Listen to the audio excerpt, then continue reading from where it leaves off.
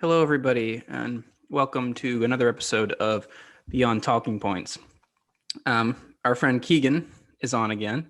The very first episode he was on here, in my introduction, I completely forgot to name him at all. So I wanted to remember to actually name our guest, Keegan, when he came on again. So today we're going to talk about, or we're going to have a general discussion on the state and the role of the state.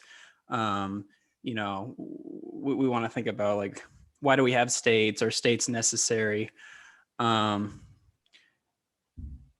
that should be a good question, a good conversation, because Keegan and I are both statists, you could say. But I have more tensions with the state than he does. But Matt here, my co-host, is an anarcho-capitalist. So obviously he has way more tensions with the state than either Keegan and I do. So there'll be points of agreement between various, members of the conversation, and points of disagreement. But I guess to begin with my thoughts, I find it interesting that states are so prevalent throughout history. I mean, there really hasn't been a mass society without a state of some sort. But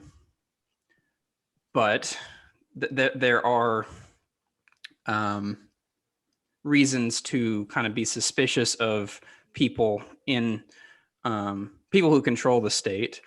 The states have been known to do terrible things in terms of morality and the laws they enforce and the values they enforce. So that's just kind of a historical view, but also that takes into something that takes to a worldview that takes modern experience into account. But I actually think the better place to begin the conversation might be on how we're defining what a state is.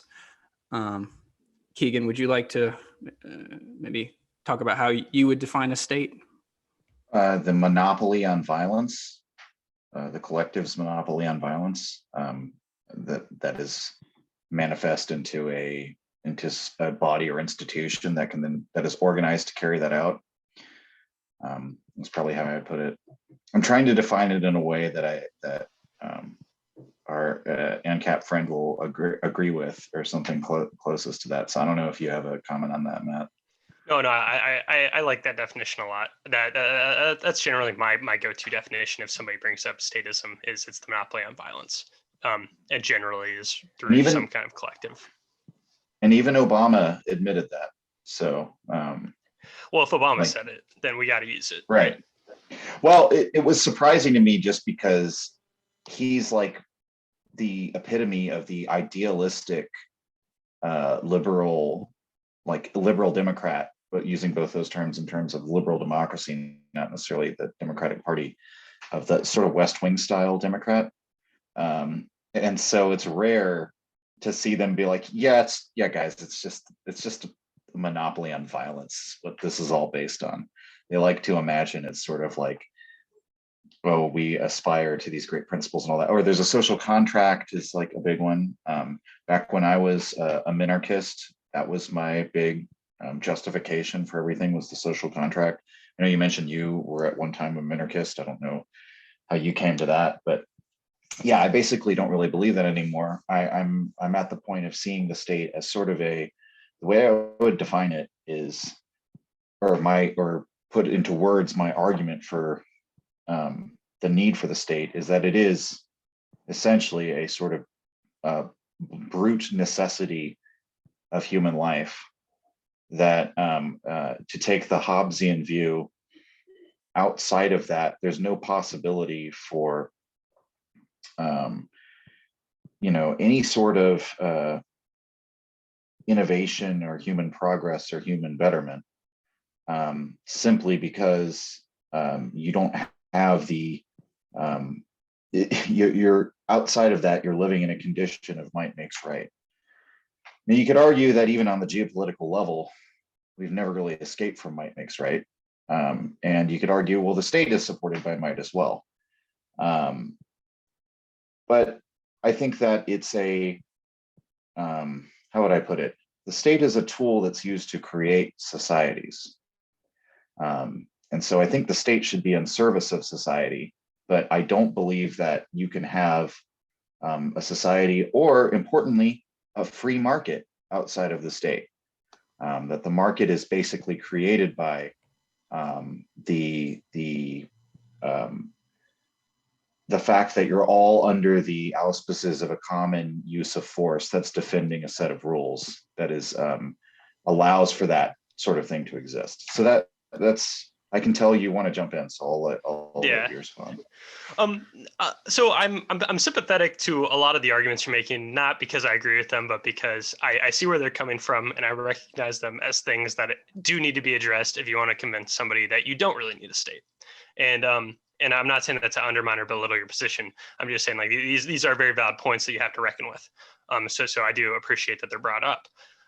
So the first thing I would say is, and I think the nuance that I would drive is the argument I'm more sympathetic to in the broad view of the state, and this goes to Matt's historical point, is I don't think the state is a necessity, but I think to some degree, at least historically, it's been an inevitability.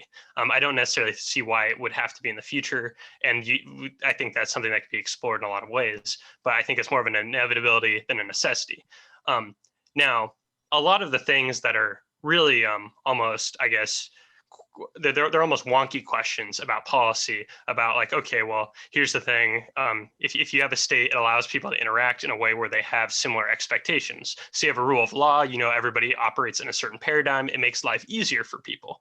But then there are all, and I'm just saying this because I think it's noteworthy, but there are a lot of people who are anarcho-capitalists like myself, who are academics, who have already kind of, I guess, addressed these questions. And it's not a thing that comes up a lot, so there's no reason why a lot of people would run into it. But a lot of contract, quote unquote, law could exist outside of what we see as any kind of state that exists in the modern world. You can have contracts with people that don't have to be enforced by government agencies. You can have free, independent organizations that you contract out enforcing your contracts. Now this, as some people criticize anarcho-capitalists, comes back to what is a government, and is a government a monopoly on violence, and when is violence acceptable? So then somebody might say, well, if you contract out to this group to enforce your contracts, and then enforcing those contracts might involve some sort of, if somebody breaks a contract, well, if you have to apply certain rules to them, and those rules might not be, peaceful, how does all that hash out? But I would say it all comes down to agreeing to contracts between people. And if there are very standard contracts that happen in all sorts of regions, I think you can address these things that people think are necessary in a state through something like contracts and organizations that exist that are pretty much an outsourced function of that role of government.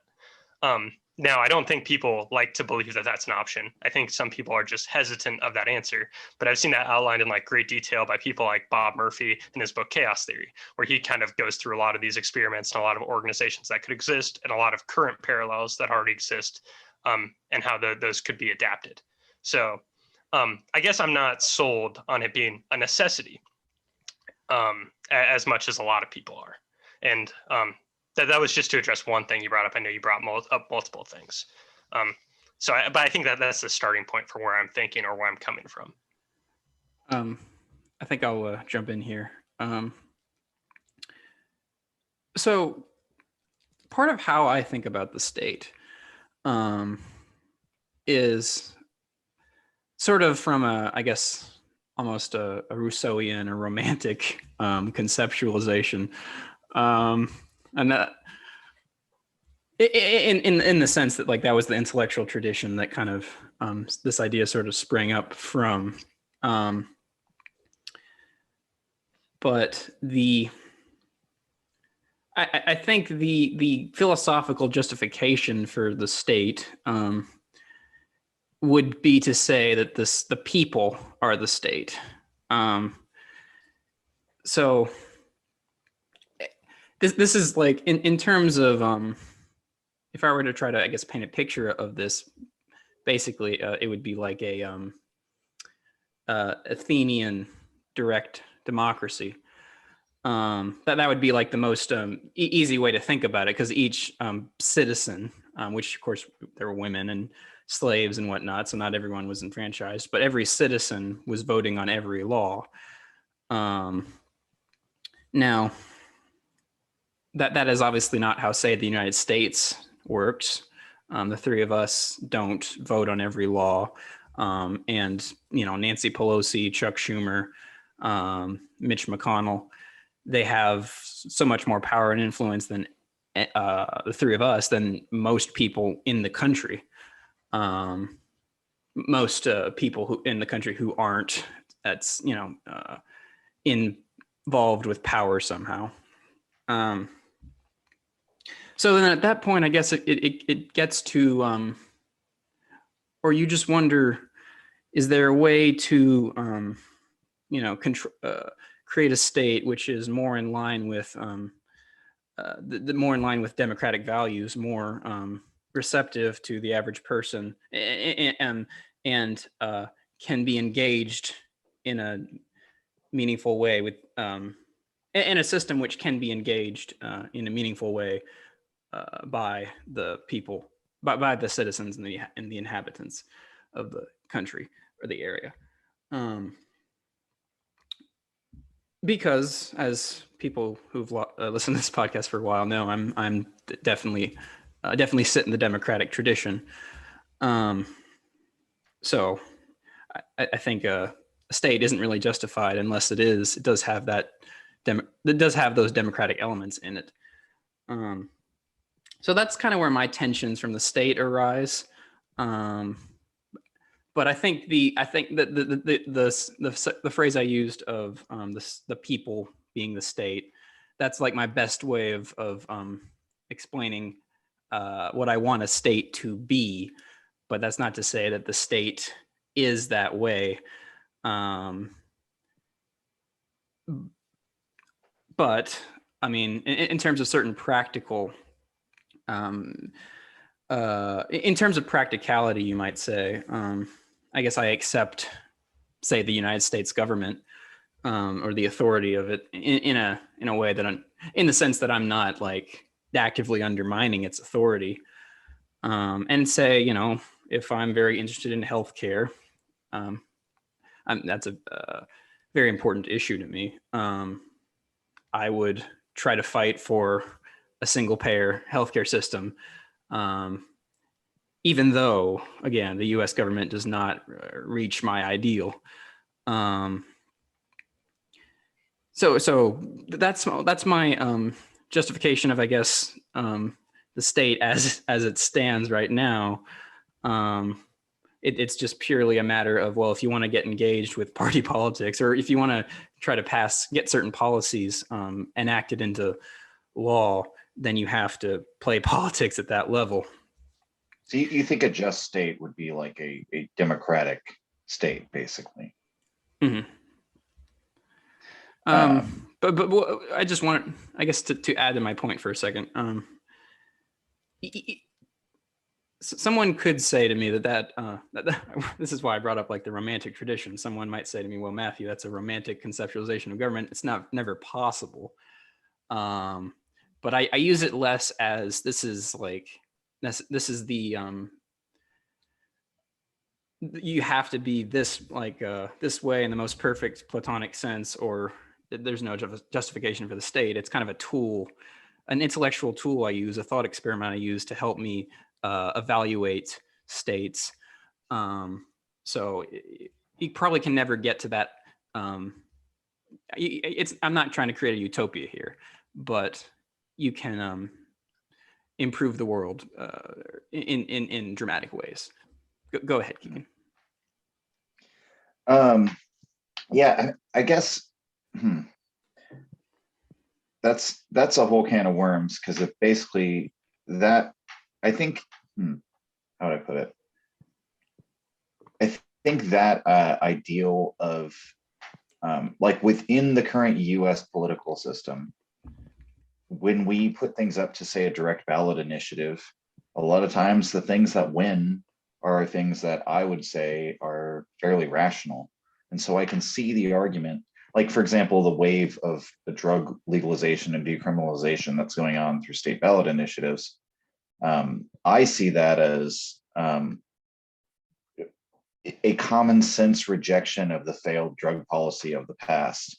And so maybe that something like that kind of plays to what you're saying of the idea that this Rousseauian, like trusting the people to manage some sort of like collective power structure of the state, the more like maybe you can't get to a perfect democracy, but the more that you do it democratically, like the better it will be, because people actually can be trusted on those issues. So like I understand all that. Personally, I think practically speaking, it's not just like it's not just unfeasible. I think we've seen that it's probably an impossibility to have a sort of like true Rousseauian democracy, and we can get into that. But I did want to respond to what Matt was saying, because I'm familiar with this argument of having. I have a quick question first. Private contract enforcement. What's that? Oh, I wanted you to clarify something really quickly, and then you can respond to Matt. Sure. Do you think is the issue kind of the topic we talked about last time you were on the show? Is the issue human nature, you think, or is that just a? Is it I very think it's different? like, you could call it human nature. I think it's like a sociological reality more than anything else. So it's not the individualized like human psychology that I'm talking about so much. I think the issue is the way that humans behave in groups, and the necessities of meritocracy and the creation of separate classes of people whenever you have an organization. And mostly there, I'm kind of following the work of Robert Michel's, which I've spent a lot of time going over the past couple of weeks. That he was the famous purveyor of the iron law of oligarchy, that he who says organization says oligarchy. And he basically wrote this sociological study. I mean, he was a socialist, and the German Socialist Party was one of the most successful socialist experiments in the 1800s. And he used the socialist parties because there were aristocratic parties and monarchist parties as well. So it wouldn't be a surprise if they developed oligarchies, because that's part of their ideology. So he said, I'm going to look at these parties that are aiming at supposedly total egalitarianism, total leveling of all power, and elimination of any kind of like meritocratic domination or class domination. And if they still develop oligarchies within them, then that shows you that this is not an ideological issue. It's like I guess you would say a sociological force exercised on you. I've described it as a sort of how would you put it, like almost entropic force, that I think as humans begin to organize themselves, you can fight back against it and have things like direct ballot initiatives, which we have here in the US, to kind of inject some, say from the bottom up. But over time, people in power are going to entrench themselves into an unassailable power structure, more or less. And so that would be like, I guess, the argument there, that I think you can have certain democratic measures within the state, but I think we've seen that over time they become more and more oligarchic.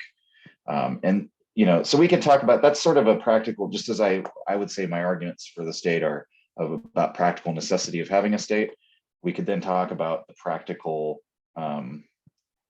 responses to the problems of oligarchies forming within the state, which would be sort of the next question. But to get onto the private contracts thing, I guess I'm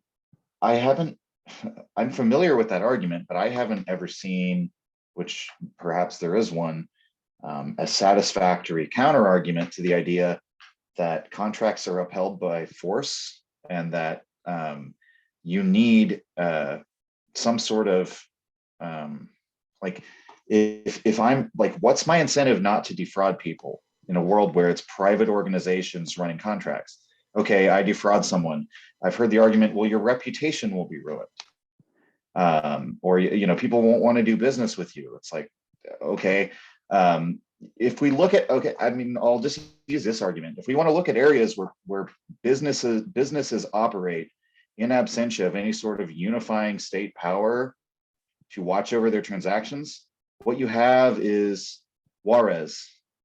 What you have is people deciding, oh, I can just kill you, and then you can't compete with me. And no, and like, if you're talking about the illegal drug market, the consumer doesn't go up to the drug dealer and say, oh, excuse me, what's the quality of your product? Can I see a nutritional information? Has this been cut with anything that's going to harm me? Oh, you know what? I want a better price than this. I'm going to go to someone else. It's like, you don't have any of those options. And the reason why violence always develops when you don't have that unified force behind everything is because, like, the guy who's running the liquor store down the street, he doesn't have to, like, if somebody robs him, he knows that the state will be there to prosecute that person and to deter that behavior. If he has to be the one to pull out a shotgun and shoot everybody, like that makes it to where the state takes away the necessity for people to use force on one another in a might makes right world, as the backing force behind their business transactions to prevent themselves from being defrauded or robbed. And so, like, if you outsource that, as you say, to a private organization, okay, I could conceive of that, but then what's the functional difference between that and feudalism? What's the functional difference between, okay, some mega corporation buys up all this land and then they outsource to a private security firm that enforces their own laws? It seems like you just get to a tyrannical state in the end, if you try and eliminate the state. And maybe that's where I don't see that private contract network of enforcement type thing ever playing out differently than that. It seems like the moment that you conjure up the necessary forces you need to back up these contracts, what you've done is created a new state. The only difference is it has no even pretense of being democratic. It's just someone's private property. And so that's my sort of issue there, that I would hand, I guess, over to you to address. Got it. No, I've kind of heard a lot of sentiments from people that are along those lines, and a lot of it I'm sympathetic to, and I just conceptualize different, and a lot of it, I think I would just take a little bit further. So part of it is about things like, you know, that the guy in the liquor store, he obviously wouldn't have to be the one who pulls out the shotgun because he would outsource it to a private firm, as you said. So in practice, what is the difference between that and, say, having cops? And to some degree, I would say, well, my problem with cops isn't that they are defending people if they need help. It's the problem is they are enforcing oftentimes arbitrary laws that the state tells them to enforce. So I actually, and this is why a lot of people will hear people like me talk, and if they actually heard me out for, an hour, that they would get, well, you're not an anarchist. And it's like, why? Because even though I would say I'm against the government, I don't hate the institutions a lot of time for the same reason they would hate the institutions. So a lot of institutions that exist, like cops and contract law, are things I would defend. I would just say you don't need the state to have them exist in the pure form of what they're doing. That's actually important.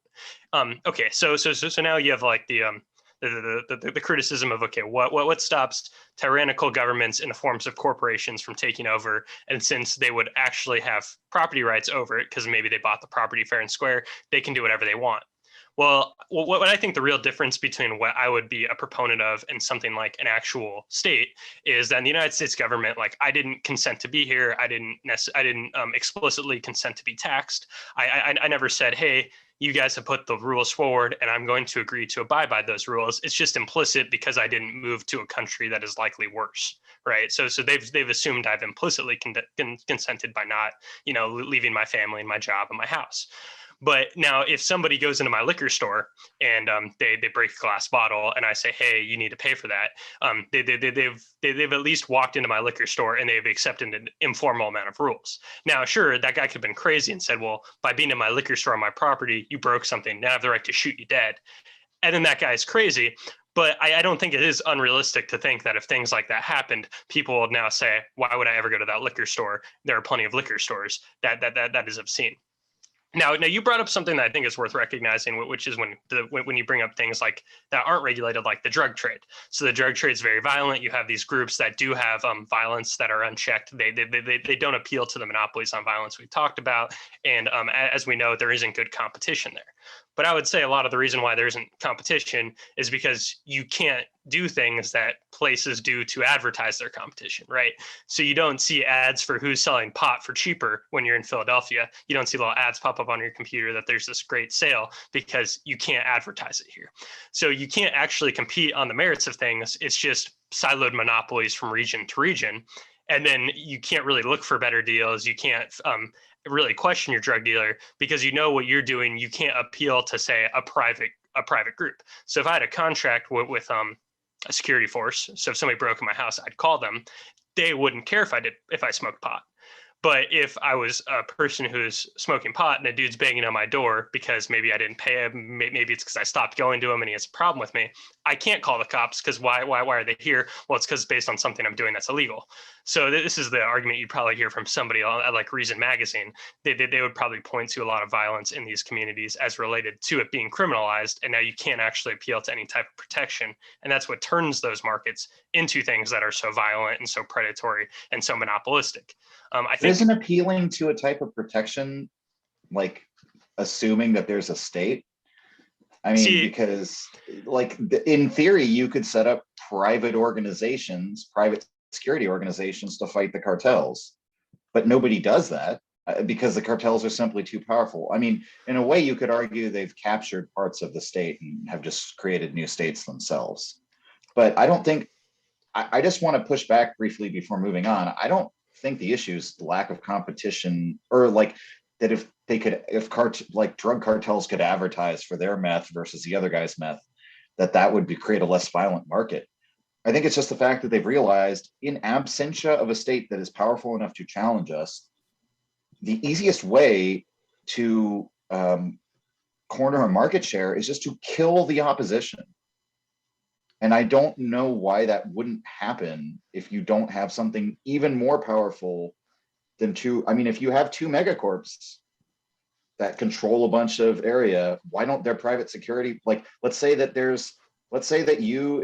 in Ancapistan and we discover, we did not know, but, there's rare minerals like right between both of our lands. Why don't we just go to war? Well, okay. So this is a criticism that I've I think Rothbard and Bob Murphy have both like kind of they've kind of reckoned with it a little bit, but it's to kind of say like to some degree what you're saying is if companies are competing, why wouldn't they be violent? And if the state didn't exist tomorrow, why wouldn't Coke go in and bomb Pepsi? And I think the reason being is because it's a race to the bottom. It's not actually an efficient tactic in any type of game theory. And if somebody found out that Coke bombed Pepsi, people aren't going to go buy Coke products. So I don't think I think the drug trade is more of the exception than the rule, and I think thinking otherwise is kind of a jump. I don't see Bath and Body Works bombing Pier 1 imports, right?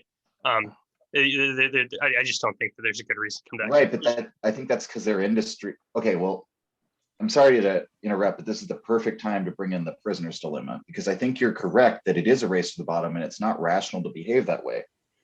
The problem is, I think okay. So probably most people are familiar with the prisoner's dilemma, but just to like lay this out, if you have two people who are arrested and the police have them in separate interrogation rooms, and they basically they tell both people, we have you dead to rights.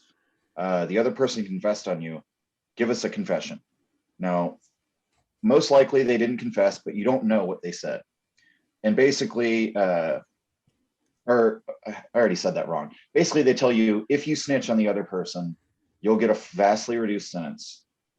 If you both snitch on each other, though, you're both going to get a huge sentence because they'll have plenty of evidence on you both.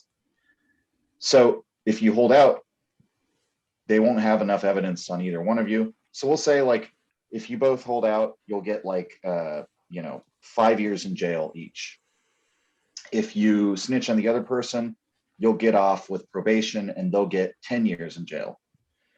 And then we'll say, if you both snitch on each other, you both get 20 years. So if you look at that situation rationally, you should both hold out. If you just look at like the net, you're going to collectively both have less prison time if you keep your mouth shut, don't say anything. But if both people think that that's the rational position to take, then they realize, oh, wait a minute, but what if and the term they use is defect. If I defect on the other person and snitch on them, yeah, it'll screw them over badly. They'll get a much longer sentence, but I'll get off scot-free. The problem then is if you both perceive that, again, rationally as the right thing to do, you both end up snitching on each other and you both end up getting way more years than you would have if you just kept your mouth shut. And I remember I told this to somebody one time who said, his response was so funny because it was a non-philosopher. And he was like, well, the reason why you don't snitch is because snitches get stitches. Like, don't be a rat, dude. And that's the Thomas Hobbes argument for the state. The state is the big, bad motherfucker in jail who's going to stab you if you snitch on someone. And that's what keeps everyone rational, is basically saying there is another power that's going to make you behave in a rational manner. Because you can say it's a race to the bottom, but let's say that, okay, Coke versus Pepsi, Pepsi finally loses. Their stocks are plummeting, they're going out of business. Why not just bomb Coke at that point? The race to the bottom will always be initiated by the people who are losing. That's why the state exists, in the words of the founding fathers, to stop the poor from murdering the rich. Because they're the ones who are going to be incentivized to break the laws, is kill the rich people and take their stuff. And so that's kind of my argument. Like, I don't think it actually, I'll open it up from there. Like, yeah. Wait, okay, Matt. I just want to say a few things, then we'll close the loop on this, and you can jump in with the final thoughts. We'll move on. Okay, so I just want to add a couple confounding factors, though. I guess it's more just to make the case, because I know we don't agree on principles, but on some principles to some extent, but just a couple confounding variables that I think is just what makes it more confusing, and that not the case is. Most markets aren't a monopoly, and they're mostly not duopolies. A lot of them have like dozens and dozens of competitors, and they have low barriers to entry. So let's say Coke all of a sudden is losing, which hasn't happened over the last dozens and dozens of years. And most companies are deeply diversified. So if they're usually failing in some respect, they usually leverage in a different respect. And most of them have hundreds and hundreds of anonymous shareholders, so they're not going to do anything radical to these degrees. But let's just imagine you got dozens of companies competing over the same market share. Then it's not like that there's one person to attack and you usurp them like a prince or somebody would kill the king and then the new king. It's not that simple. And then if there's low barriers to entry, then there's nothing from stopping another organization to come through. And then the other, I guess, I think that one's fine on its face. The other thing I would just say is, well, I'm okay with just closing the loop there, because then I think I just get into other territory about human nature, I guess, because I just don't necessarily buy into that Hobbesian kind of argument. It just doesn't ring to me, and I guess that's not really empirical. So I think that's an agree to disagree. So what I hear you, I guess, what I think that disagreement, Matt was basically hit the nail on the head there, but I will expand on what he said. Because I take it that kind of the question you two are grappling with is, how do people act when they're under a state, and how do they act if there is no state? And then, but not just people, also businesses. That would be, especially businesses, really, because it's about it's about it is about the business is about getting leverage over your competition in order to be more likely that you'll make a greater profit and last longer. So it's like, why wouldn't corporations do heinous things in order to better their chances at making a profit? Then I guess I hear Matt saying that I know I'm kind of repeating what you guys are saying, but I'm trying to help us think through it together. So what I hear Matt saying is about. I think he has at some level a greater belief in people kind of doing the right thing, or not even doing the right thing is not necessarily the correct phrase, but being civil with each other and kind of respecting certain ideas, and people are able to kind of function well on their own and get their needs done through the market on their own. And I guess this goes back to me saying I feel like I'm in the middle between the two of you, because I can see. I think we have to grapple with the question of a world without a state, because I think that could be a possibility under certain material conditions, under certain circumstances, maybe with changes in technology. So I'm more willing to, I guess, think about a stateless society as a possibility, because I think Matt and I kind of share similar ideas about human nature, but I don't think we're anywhere near that point. It's not going to happen in any of our lifetimes, I do not believe, because at the moment we're just so entrenched, or we're so states are so prevalent and powerful right now. People are dependent on the state for so many reasons. People are all across the world are dependent on various states for various reasons. So it's not a practical goal in the short run. I think it could be, it might be, or you could make an argument, sort of like how Chomsky would argue for anarcho-syndicalism, the inevitable, a getting to a place where the state is no longer necessary, because communities function like clockwork. So Yeah, I don't know. I think really my objection here, I feel it should be refined a little bit, because I don't really think it's as simple as like, okay, Pepsi is going bankrupt, so the CEO goes and takes a sniper rifle and shoots the CEO of Coke or whatever, or anything like that. But you have to think about like more just like, I don't know. We can look to real world examples, which admittedly happened under a state, but those are the only examples we have. But where, like the Ohio River catching on fire, for example, where you had corporate entities just sort of passing off their externalities onto the community because they thought they could get away with it. And everyone was dumping chemicals into that river. And no one gave a shit until it was literally on fire. And everyone saw, oh, this is a huge freaking problem. And when we don't have some sort of regulatory agency that has power to tell these entities, no, you can't do that, and we will use violence to stop you from doing that because this is the common good. I'm not aware of any way that you could do that with private entities, because ultimately,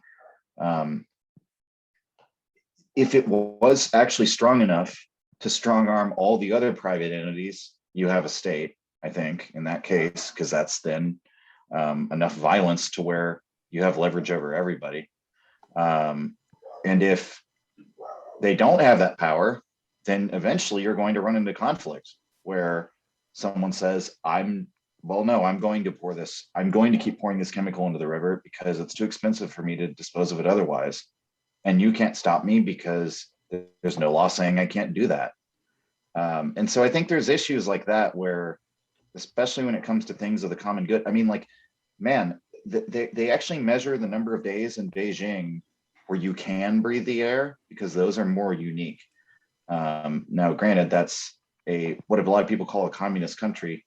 It's basically just state capitalism, which I think, funnily enough, is the end state in capitalism and communism. We find you just get this oligarchy, this state corporate merging oligarchy that always happens. At least that's my theory anyway. But it's like, whether there's a state or not, I'm just sort of holding up Beijing as an example of a place where, productivity is more important than anyone's health or well-being, and the air that we breathe is kind of this just intangible thing that's commonly owned. And so how can you really stop somebody from doing that? I mean, and I I don't know. It seems like suing them in a private court and then them having a bad reputation. I think in a lot of cases they might just say, well, why would I care about that? I mean, companies get a bad reputation even within our system. Like Bluebell ice cream killed people, and people still like love their ice cream so much, like that they'll just eat it. So, I don't know. I guess what I'm saying is, whether or not, you don't have to accept that human beings are just like complete savages. I'm saying there's certain things that human beings value more than any good or service that market forces of competition are really bad at protecting.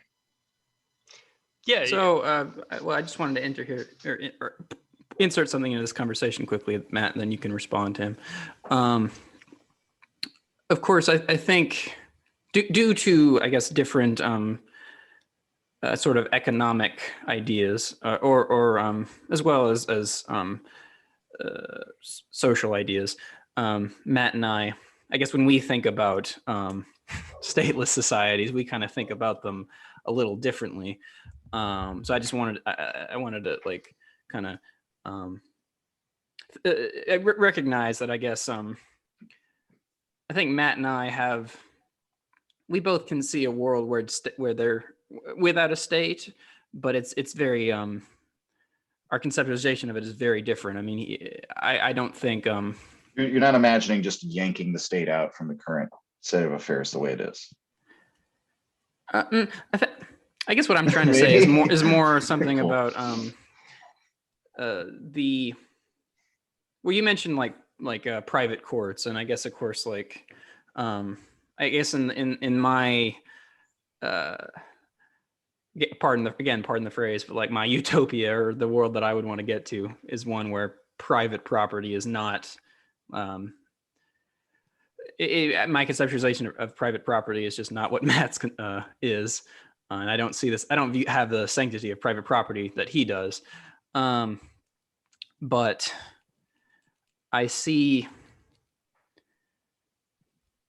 I think if you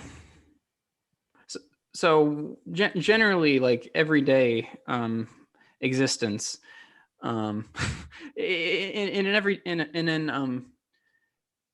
if you're just going about your day, you're not necessarily interacting with the state at a very deep level.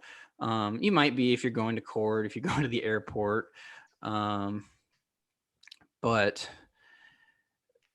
that's not really kind of what it's.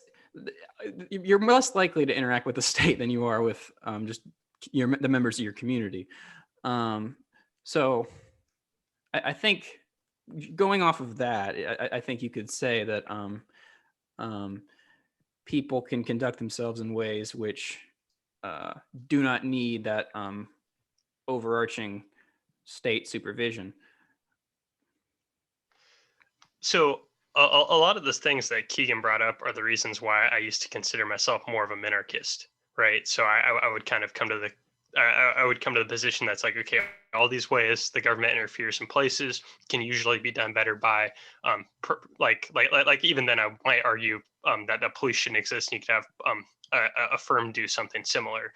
But then I was kind of stumped on things that are like environmentalism, and environmentalism concerns don't have like a lot of, I guess, high-end literature, because so far removed from any paradigm that we live in to not have any types of oversight and regulation on things that directly impact the environment at this point.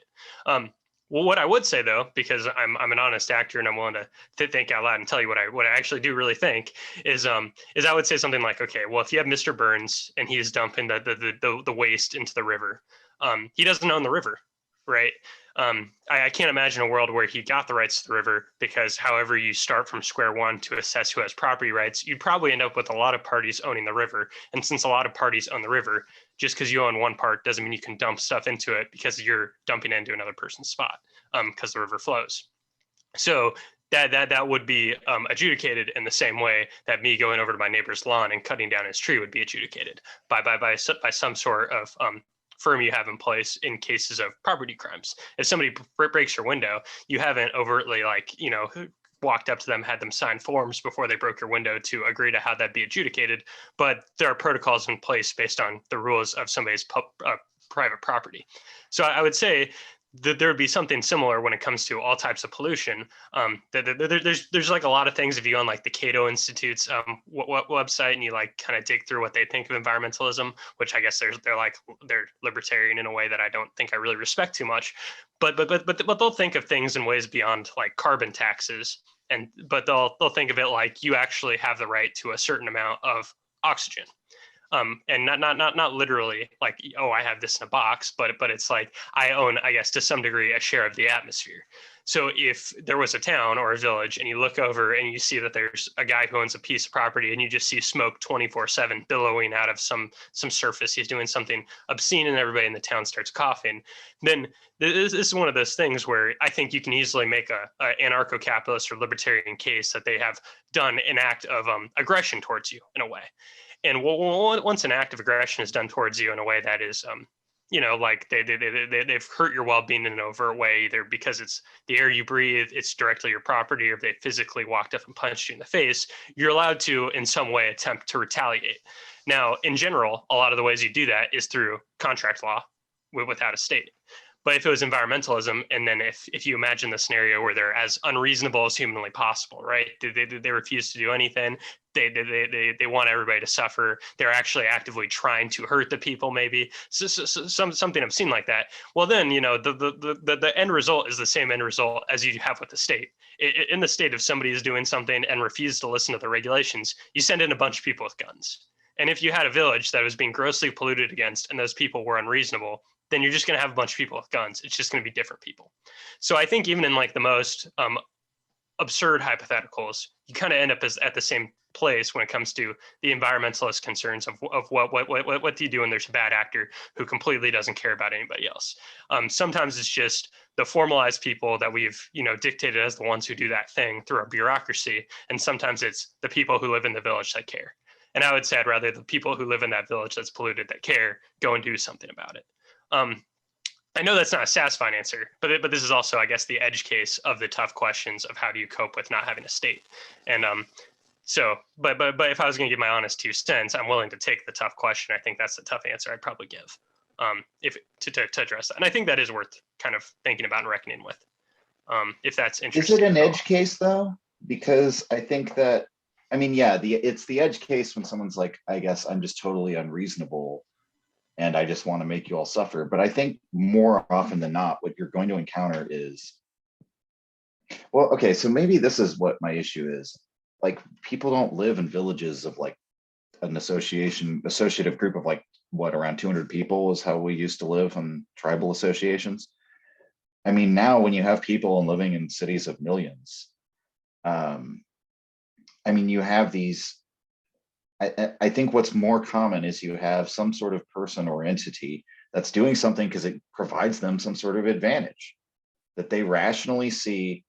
It's just easier for me to do, like, it's easier for me to release this new model of car that I know has a defect in it, and then just do a recall later if there's an issue, than it is for me to have rigorous, like, we did all the due diligence. I mean, businesses do this now, but I don't see why it would be any different under private contract law, going and analyzing, oh, the cost of the lawsuits for killing people from this will actually be less, so why should we care? That's the Fight Club reference, right? Isn't that his role in Fight Club?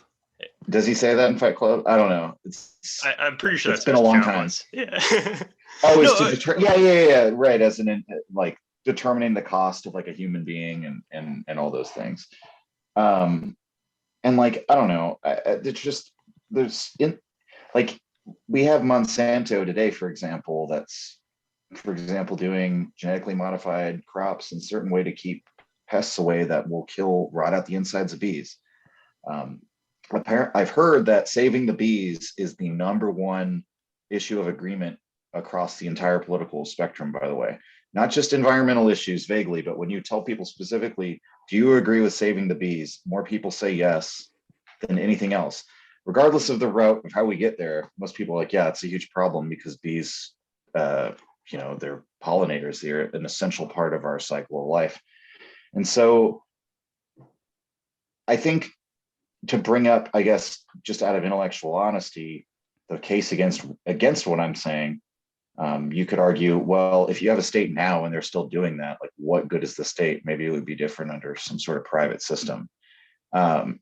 My issue, though, is that I think the position that we're in now is that all of these, I guess what I would say is, like, I agree when I hear principled anarcho-capitalists and minarchists and libertarians or whoever they might be argue against cronyism and things of that nature. They acknowledge, like, yeah, our system actually allows a lot of these bad actors to do that, and maybe it would be more impartial otherwise.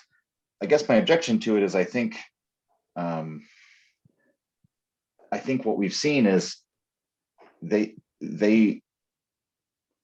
cronyism is a natural product of letting these corporations accrue all this wealth to themselves, and just letting the free market run as it will, insofar as once you get people who have a certain amount of capital where they can basically buy part of the government, they're going to do that. And they're going to, it's like you couldn't really do, I mean, like, yeah, we could all say how we're being harmed by a company like, polluting the air or killing off all the bees or doing this or that or the other.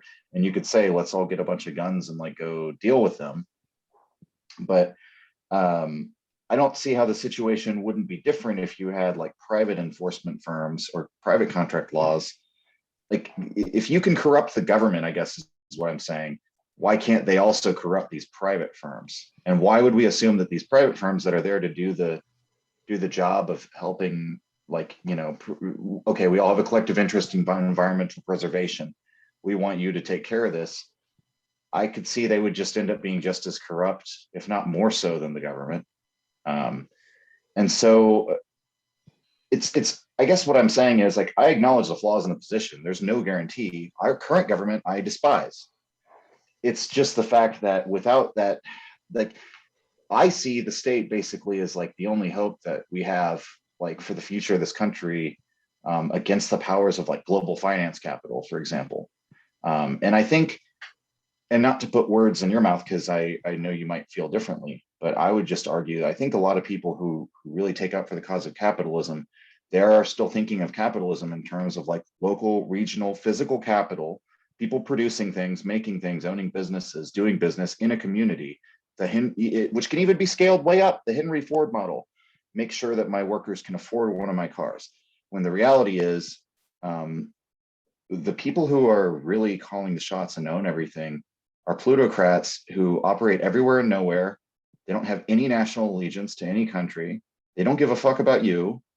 And they have so much money that they've left orbit. Like, in some cases that is a company like, the tech companies basically are this like intersection because they have so much just finance capital pumped into them. But when you're basically like, I heard a Walmart executive saying, how do we compete with, he's talking about Amazon. He's like, how do you compete with somebody who doesn't have to make money? They have so much money that they don't have to make any in a whole year and they can be fine. And so, like, that's sort of my issue. I think we're still kind of thinking about a lot of this in terms of like the old capitalist model. Whereas like the reality is a lot of these companies have left orbit. They're not even really subject to competition anymore. I don't know if that kind of meandered, maybe. I don't know.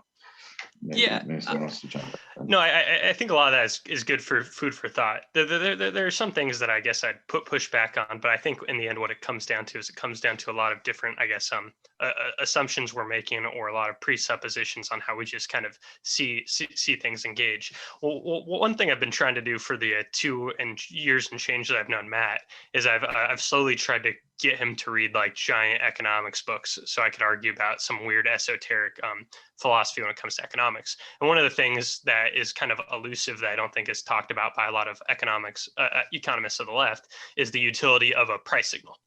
So like when I'll say provocative things to a lot of people that I'll say our economy is centrally planned, and then they'll get all upset and I'm kind of saying that to get them upset, and because I want them to have the reaction of like, no, the government's not telling Ford how many cars to make, and it's like, you're right, but the government is manipulating the money supply, setting interest rates, and targeting inflation, and all of these things have these second, third, fourth, fifth, sixth, seventh, and eighth order consequences that end up deeply influencing what companies do.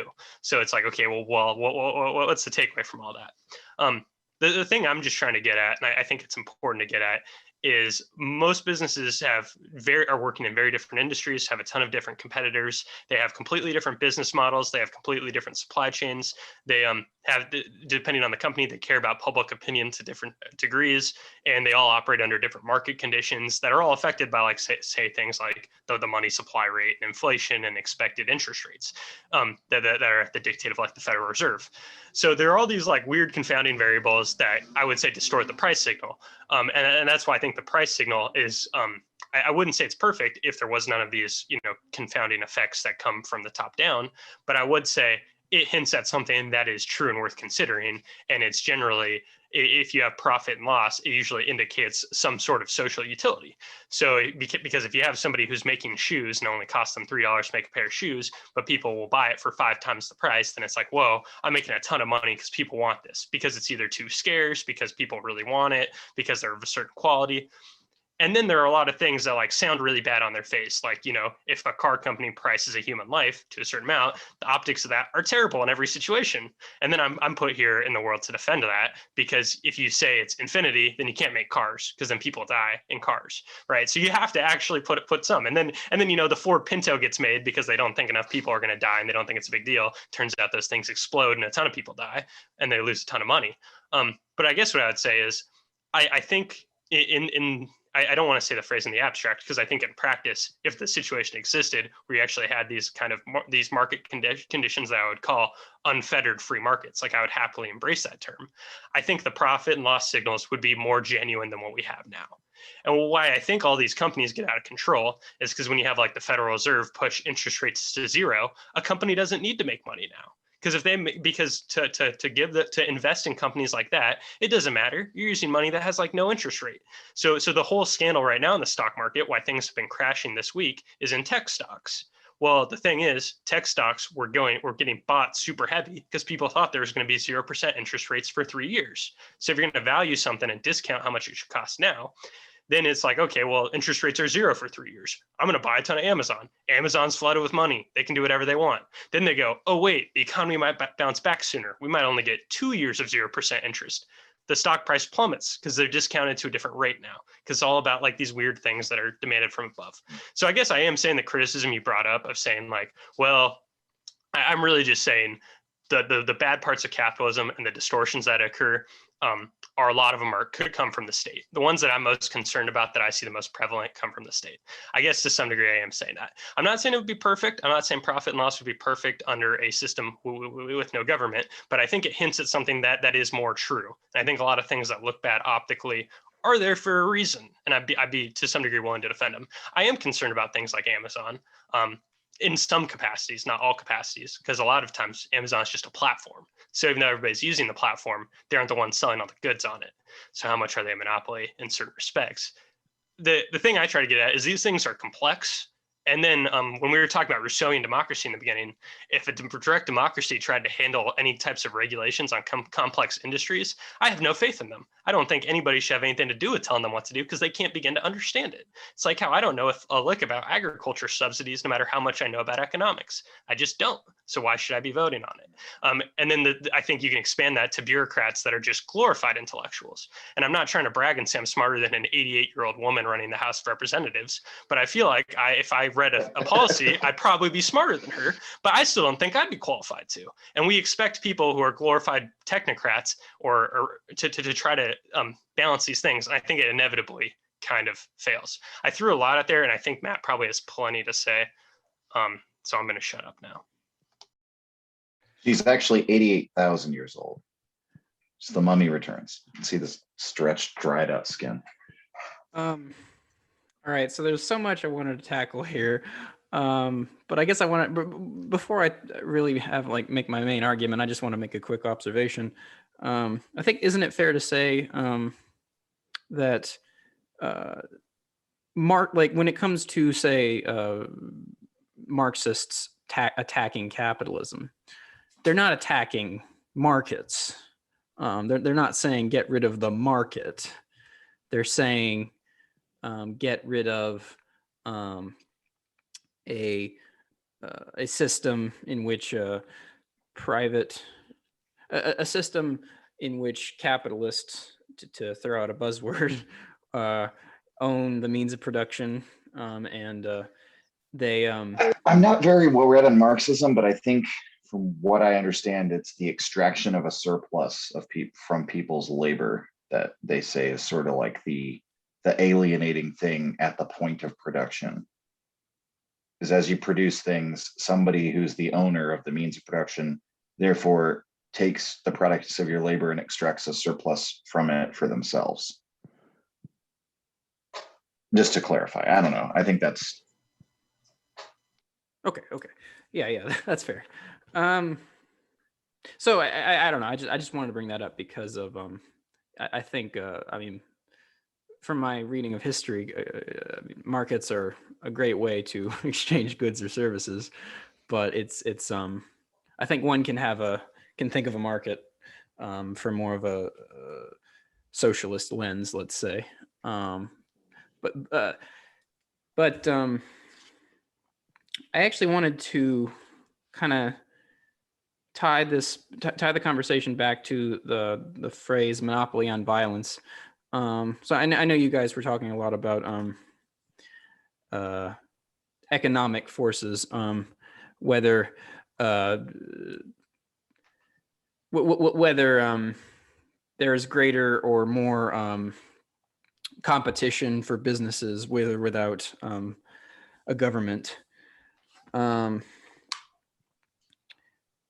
I don't know. I guess that it reminded me of the monopoly on violence because it just makes me think about I guess where authority lies. Like when should you follow authority? When should you not follow authority? What is good business? What is bad business?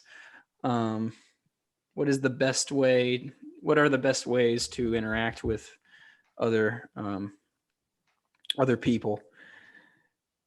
So, I mean, I think it's fair to say that the state, you can define the state as the monopoly on violence. There's a slight issue with that, I suppose, in the sense that, say, if you're using violence against the state, or if you're committing a civil disobedience or doing something to undermine the state, but the state is the one with the monopoly on violence, then are you really like allowed to do that? Or it kind of going back again to the our last when Foucault was kind of questioning Chomsky about using justice to critique justice, you're using violence against the entity that's the only entity that's allowed to use violence. However, I think there are certain like moral issues or just certain kind of ideas that you have to fight for, and you have to you have to kind of use some sort of force or coercion or however you want to say it.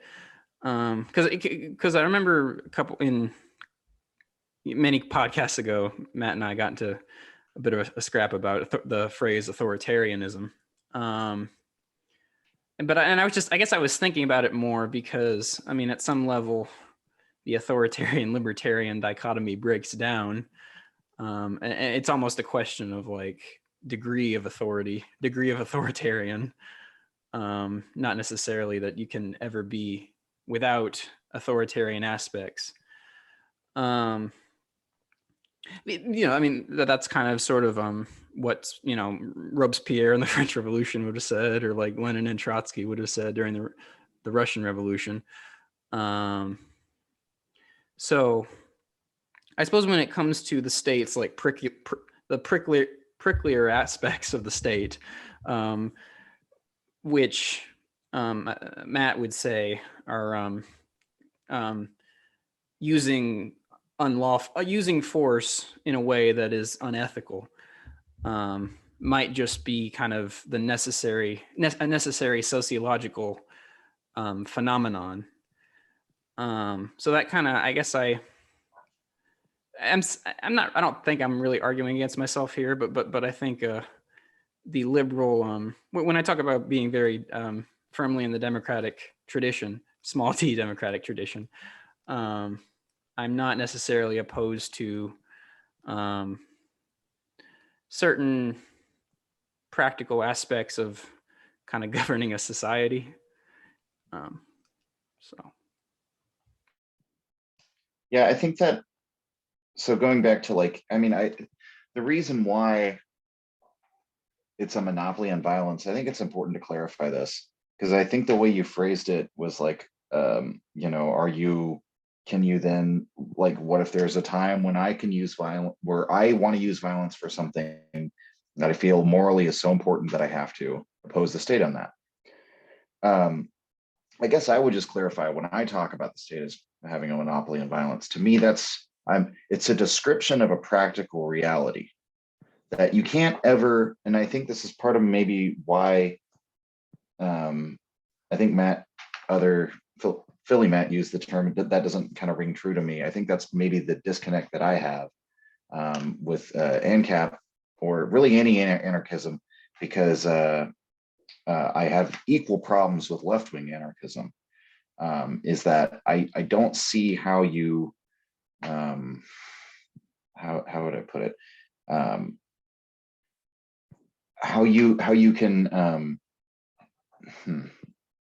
How you can have any guarantee, like that's what people are really looking for. They're looking for in the state a guarantee of certain, I guess, to circle back to what I was saying, I like, you can't ever prescribe, you can't ever say the state, you can't make it as a declarative statement that the state has a monopoly on violence. The only thing that makes that true is that it actually does, that there's no one that can challenge them. And so, like, for example, part of why I brought up northern Mexico is because in recent, I believe it was last year or the year before, the Mexican government's army actually lost a battle to the cartel. I don't know if you saw it, it was all in the news in Sinaloa. They captured El Chapo's son, the cartels rolled in, they said, no, you didn't, you're going to give him back to us, so we're going to kill everyone in this neighborhood. And the government retreated, and AMLO, the president of Mexico, had to go out there and say, yeah, what am I going to do? I can't let everyone in that neighborhood die. And so that to me is like, you could declare why, we're the legitimate font of power and you should respect it. But if you actually functionally don't have that control, that doesn't really matter. And so what I guess what I'm really talking about is that guarantee that you have by the monopoly on violence, that guarantee of, for example, contracts not getting defrauded, that doesn't come from like something that's prescribed. It comes from the knowledge of everyone in that society that if we get defrauded on a contract, that will be, there will be recompense for that, or that person will be somehow stopped from doing that kind of thing. And so I guess I just thought it was important to clarify, like, I think it's kind of a practical reality rather than, because yeah, once, just by definition, if you look at states where the government doesn't, where they lose that grip, inevitably what happens is you have the infighting begins, basically. I don't know. I don't think it necessarily is going to reduce to like, the stereotype of the Hobbesian position of like everyone just becomes, like it's just a bloodbath or whatever, and we just return to the Stone Ages. But I do think that you would have very little incentive to not do a lot of things that I feel like would be like the death blow to society, basically. And that, like, as we discussed before, maybe it might even be irrational for you to do that from like a higher order perspective. The problem is people generally aren't reasonable. And I don't know that, like, I think things like the non-aggression principle kind of depend on the idea that like everyone's going to understand all the ways in which their rational self-interest is served by like the people in the community over a long span of time while trusting each other and things like that. It's not clear to me that people will actually understand and accept that, which is like, I think why the practical state of reality of the state arose. Like I remember seeing, I guess I'll just hand off the floor after this. I remember seeing Steven Crowder do one of his Change My Mind debates. And he sat down with a conservative who was actually like a conservative, like redistributionist kind of kid. And he didn't really know who he was talking to. He assumed he was just like a left winger. But basically the kid, his name was Yusuf, and he said something really profound where he basically said, where Steven Crowder said something about how taxes were a form of violence. And Yusuf was like, if you don't pay your taxes, other forms of violence are going to spontaneously arise. That you can't escape from that. The Melian dialogue, you know, the strong do what they can, the weak suffer what they must. I don't know. I guess I'm just retreading my cynical view of human nature at this point. So maybe I should stop. This kind of, this, I'm sorry, Matt. I was just going to say, this goes back to another episode we did. I keep making references to previous episodes, but the individualism, collectivism conversation we had. And this issue, I probably would side more with Keegan than you, because it's sort of, I mean, some would say the justification for the state, the justification for the state is about protecting, people overall, like protecting everyone under their jurisdiction, protect them all together. Don't like favor necessarily individuals in terms of don't favor them in the courts unjustifiably and whatnot. So it's a way against the more negative aspects of it's a way to guard against the more negative aspects of human nature, and as well as being a way to help people engage in a broader community. I keep communities just the word tonight. So what I wanted to bring it back to a couple of things that Keegan said and that you kind of bounced off of, and I think it does kind of tie into a little bit the same episode you referenced on individualism and collectivism.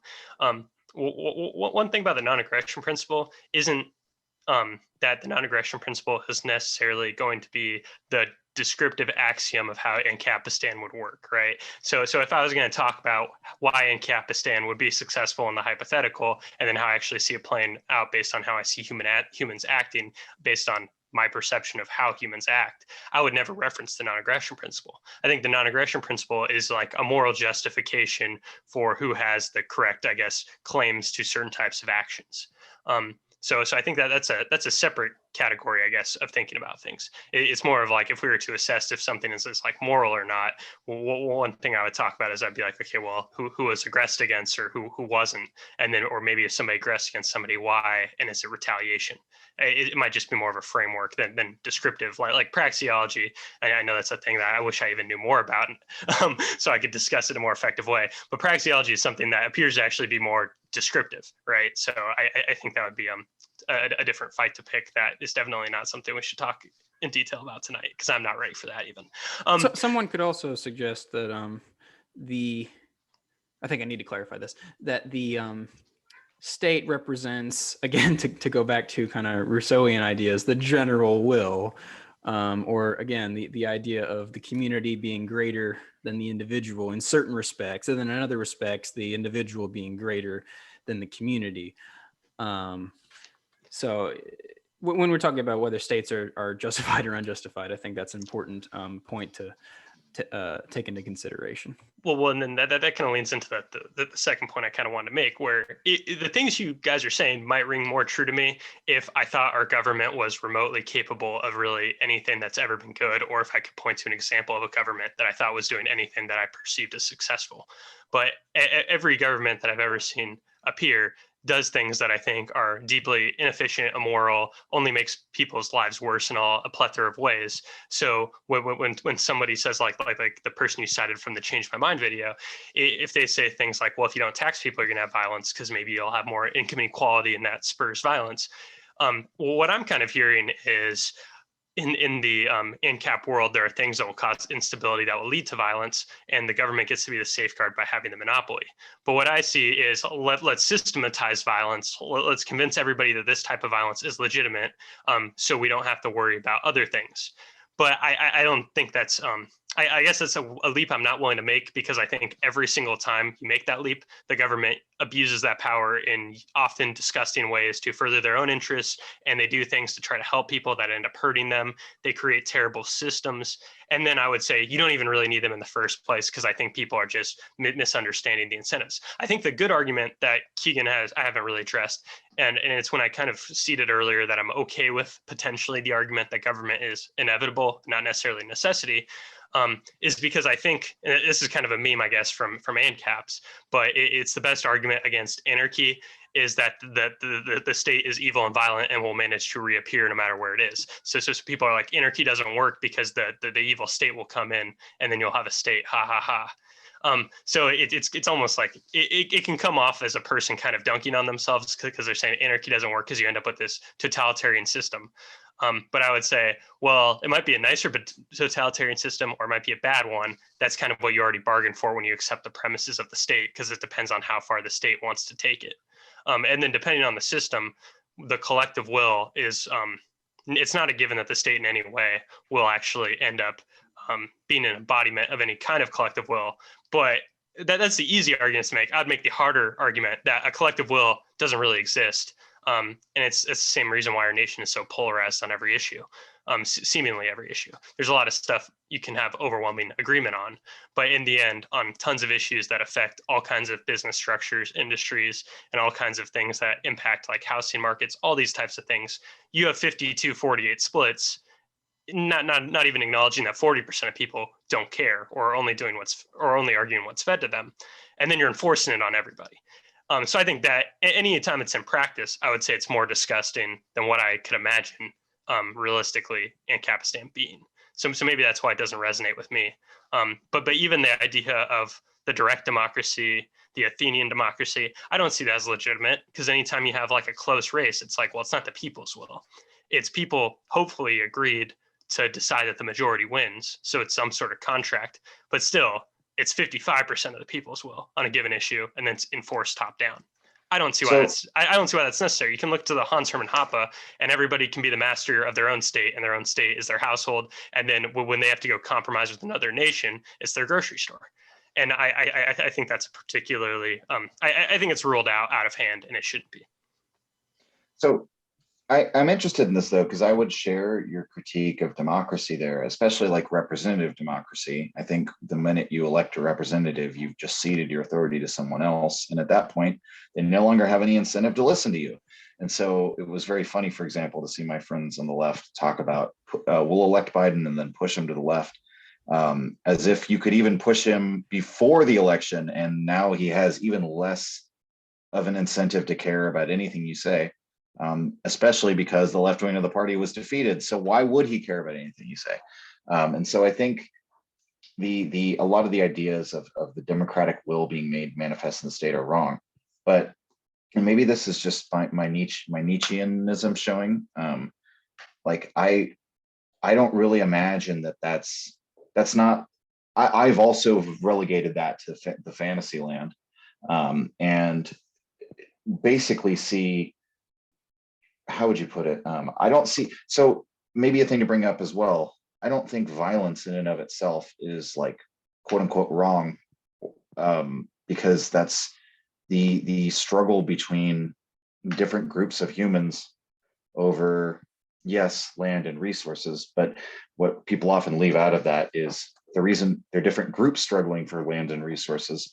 So they've distinguished themselves from one another. And usually what that is some sort of cultural identity. Because even when people are completely ethnically the same, sometimes it's often those people who have the biggest problems with one another along cultural lines. Familiarity breeds contempt and all that. I mean, there's it's oftentimes, if you're an outsider, the more similar people are in like another culture, or the more closely they live together, the more often you find them in conflict. And so I, I think conflict is a natural thing. I think it's not so much that I think we should always avoid coercion and violence. I think we've seen that actually, so there's a quote from William von Hippel, who's an anthropologist. And I love this quote. He said, if you take one human and drop them naked into the forest, you've just fed the hungry creatures of the local forest. But if you take 200 people and you put them naked in the local forest, you've just introduced an apex predator to that area. And so all the other animals should lament because none of them are going to be able to fuck with humans. And I think our power is in the collectivity, like when we're able to organize. Now, I see the libertarian argument. Maybe it'd be better if we organize on a voluntary basis.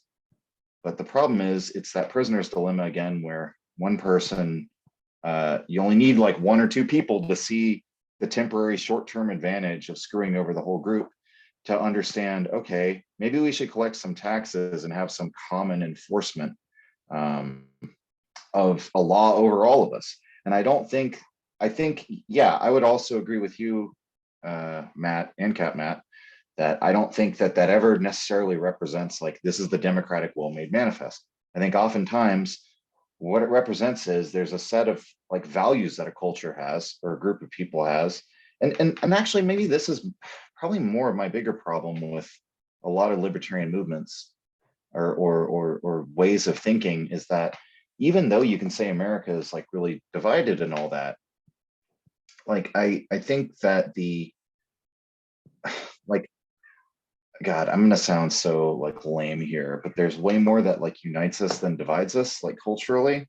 I'm not trying to sound like Joe Biden, but like even though there are like serious fault lines, like I mean, just to talk about my background briefly, like before the pandemic and the before time and the long ago, I was and still am in a band where I've toured all over this country, and I've spent a lot of time in red states, blue states, rural, urban, and like, yeah, people are vastly different in what they want. I mean, one of the things you notice about the urban and rural divide is how you can go 15, 20 minutes outside of a town in pretty much any state, and you will see the stark differences just in the billboards and the church sign of how many churches are coming up, and the kind of regalia you see people wearing, and the American flags, and like totally different from, when you're walking around in the middle of cities downtown and you're seeing rainbow flags and other sorts of cultural signifiers.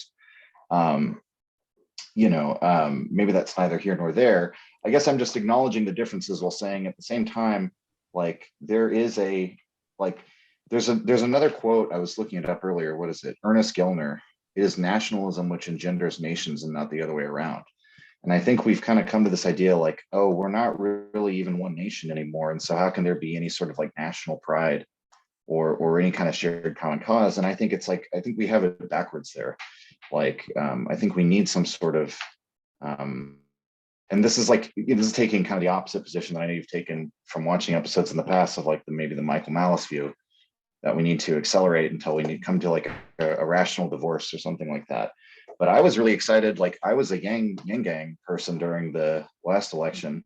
And the main thing I liked about Yang was that he appealed to people from all demographics and all over the country, and had a message of basically like, hey, we're all Americans. And didn't talk shit about anybody, didn't do any attack ads, things like of that nature. And like, I guess what I'm saying is like, I would never say that what I support is like the current US government or how it's structured. But I've just become more, in my journey from libertarianism myself, I've become more aware of like the the collectivity as like a source of human strength, and like our shared culture and our shared values as things that are like really important to people. And so like you talk about having a centrally planned economy, like here, I'll say something that a bunch of people on the left don't want to hear.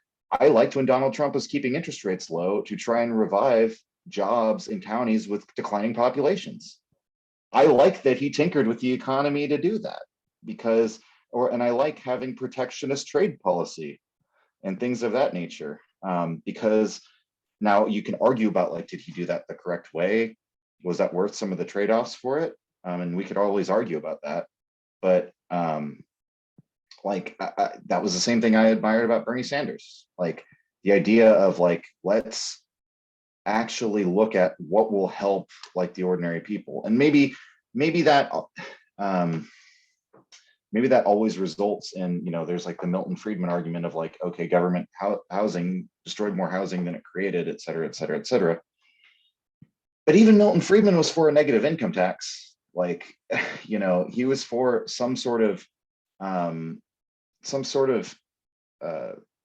I don't want to say social safety net, but some sort of like tie that binds us all together, that like doesn't just I think even you can even make a libertarian argument based on like geo-libertarianism or like Georgism, that there is some sort of like maybe social duty that we have to try and preserve the fabric of our society or culture. I don't know. That's kind of where I'm coming from. Like I've come to respect the collectivity a little more, or the social reality a little bit more. I figure Matt is itching to say something because me and Keegan have been just going back and forth. Yeah. But I feel like Matt probably agrees with a lot of what you had to say right there. So I'll give him a chance to chime in to see if he has anything to add. Well, actually, I wanted to ask Keegan a question to clarify something. Were you, so based on, I guess, our earlier conversation that bordered on talking about human nature to what you're talking about now, about the power of people in a collective, would you say that in your view, the state, the necessity for the state comes in when like people can act like reasonably and respectfully and morally like on their own, but that there are the people on the fringes that aren't going to, and so that necessitates, I guess, a state that has some authority over the community, even if most members of the community are not going to do anything terribly bad. Right. That's part of it.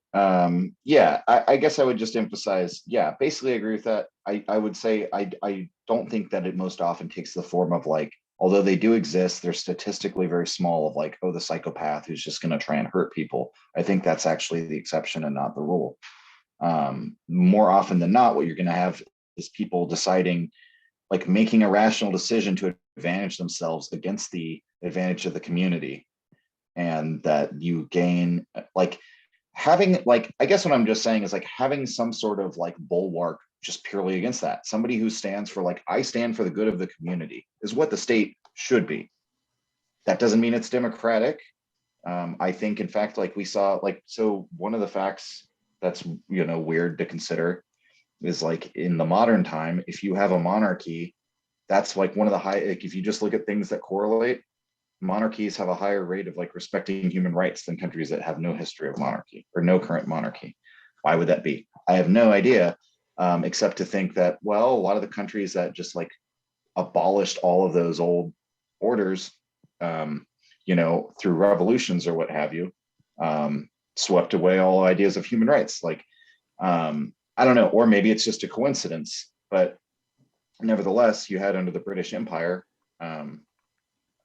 like for all the atrocities they committed, they spread around a lot of ideas of like individual liberties and things of that nature. Or like under the Austro-Hungarian Empire, is one of the most multicultural places in Europe and one of the places where the Jews are most accepted before it fell after World War I.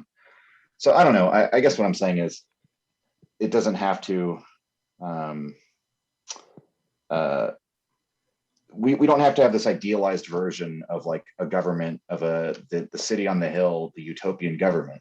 I'm just saying that there have been in all sorts of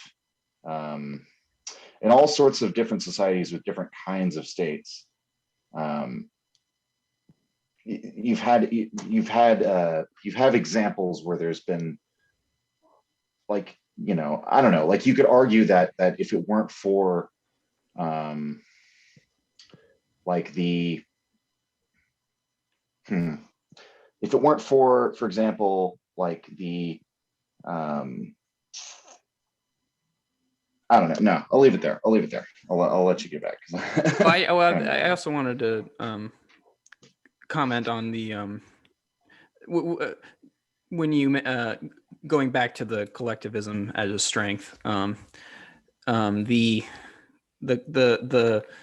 philosopher we all know for constantly sniffing and touching his nose, Slavoj Žižek, he's written, I think, a couple books since the pandemic, in which he's argued, or there's one book in particular, in which he argues that the COVID-19 is an example of a situation in which you need collective action. You can't just have individuals and particular specific corporations doing certain things to combat it.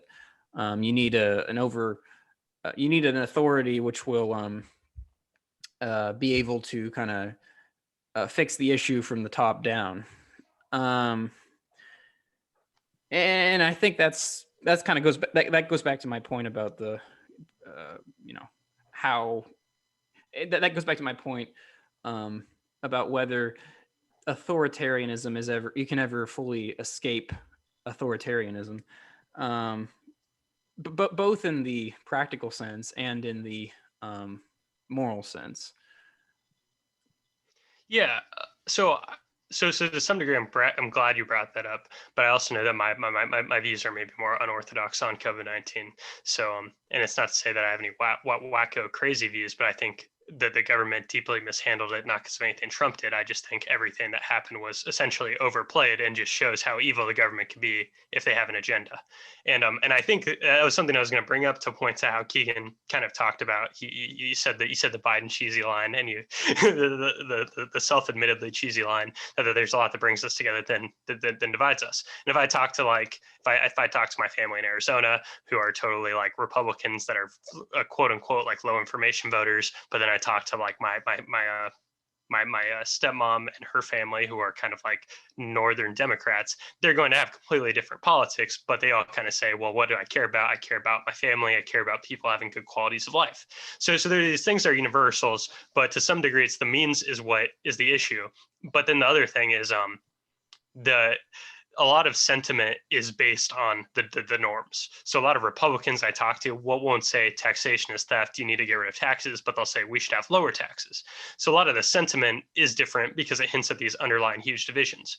Now, I would go as far to say that almost anybody who accepts certain presuppositions, I have nothing in common with, and there will always be millions of people like me in a country as big as the United States. You can think of pretty much every libertarian that is willing to say, you don't remotely represent me, even if you're standing for the community. And not only do I think that you're not representing me, but I also think you're indirectly hurting all these peoples in all these ways that I could try to detail. But if anybody thinks that like lockdowns were a thing that were morally justified, then it's like, I'm sorry, but I don't think we have anything in common in terms of who should be able to rule over other people. It's like, if you are willing to take away my rights to leave my home, then it's like, I don't think that you're a person who deserves my respect as a leader, and you don't represent me in any capacity. And I am almost offended that like my mayor in Philadelphia, Jim Kenney, allegedly represents me because he's our mayor. And you'll hear this from Trump, and this is the not my president thing, but it's like, he's the representative of America, like in quotes. But it's like, well, if I detest everything you stand for, or an overwhelming majority of your policy decisions, then you don't stand for me. So a lot of people, and you use the word bulwark, but it makes me think of the people at the bulwark, the media site, they're like anti-Trump Republicans, and they kind of generally like to be pro policies that are generally in favor of the average person, and they're kind of like Democrats light to some degree. And I would just say, well, somebody could say they're for the community and they want all these policies that are for the average person, but I would say they're accepting presuppositions that millions of Americans don't agree with, and they're forcing them on them. So it's like, you can say you're staying for the community, but this is the same thing as I say about like unions, or when we talk about the minimum wage. It's like unions end up disenfranchising a ton of people. Generally, it's kind of invisible, because if there's a union, people hire, they are more precise about their hiring, because they have to worry about how hard it is to fire somebody if they end up being a bad employee. So this is why in Europe, there's often much higher unemployment rates. That is like, closer to 5 to 7% when we were at like 3%, but it was seen as like good for their standards. And it's because the friction there of having to place people in places with higher worker protections makes it harder to actually get in the door. So you are making, there's like a trade-off that is made here, but instead people talk in the language of, I'm doing what's better for the community or the workers or the people, but it ends up hurting some people and helping others. And I think politics has to be viewed through the lens of winners and losers, because inevitably, whenever like they pass a $1.9 trillion stimulus, even though I'm receiving $1,400, there are all these things they're doing that is creating losers. There's going to be people who eventually pay for it, either through inflation or through the devaluing of the currency that will, be a result of people stopping, like foreign nations not using the US as the reserve currency, or it's going to have to actually be paid for through taxes or something. Or there's going to be all kinds of market distortions. There's I guess the example of that would be how tech companies are now lower value. Well, why? Well, it's because people expect inflation because of the $1.9 trillion stimulus. So you can assess these things in all these ways, but there are winners and losers, and there's no way to stand for society. Like there are all these things in drastic opposition at all times for every policy. That's why I think the way that we should decide it is people acting in a free way.